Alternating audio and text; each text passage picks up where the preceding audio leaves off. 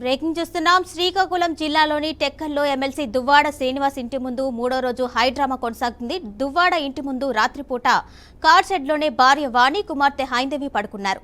తాము ఇంటి నుంచి కదిలేది లేదని దువ్వాడ శ్రీనివాస్ సతీమణి వాణి, కుమార్తె హైందవి తేల్చి చెప్పారు.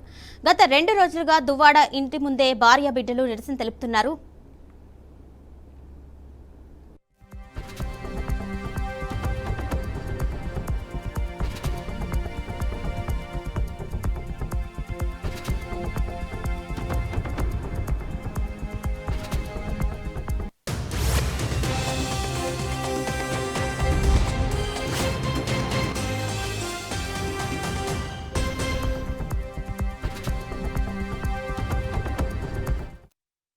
అయితే ఎమ్మెల్సీ దువ్వాడ ఇంటి ముందు మూడో రోజు సైతం దువ్వాడ వాణి, కుమార్తె హైందవి నిరసన దీక్ష కొనసాగిస్తున్నారు. ఇంటి బయట కూర్చొని నిరసన తెలియజేస్తున్నారు. మరోవైపు దువ్వాడ శ్రీను, భార్య వాణి పరస్పరం ఫిర్యాదులు చేసుకున్నారు.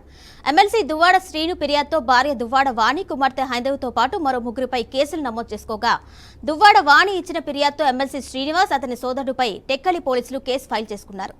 ఇక దువ్వాడ శ్రీనివాస్ ఇంటి దగ్గర పోలీసు పికెటింగ్ కొనసాగుతుంది. దువ్వాడ కుటుంబ వ్యవహారం రోజుకో మలుపు తిరుగుతుంది. డ్రైవర్స్ నోటీసులు ఇచ్చేందుకు ఎమ్మెల్సీ దువ్వాడ శ్రీనివాస్ సిద్ధమవుతుండగా, ఇల్లు విడిచి బయటకు వెళ్లేందుకు సిద్ధంగా లేమని దువ్వాడ వాణి తెలియజేస్తుంది.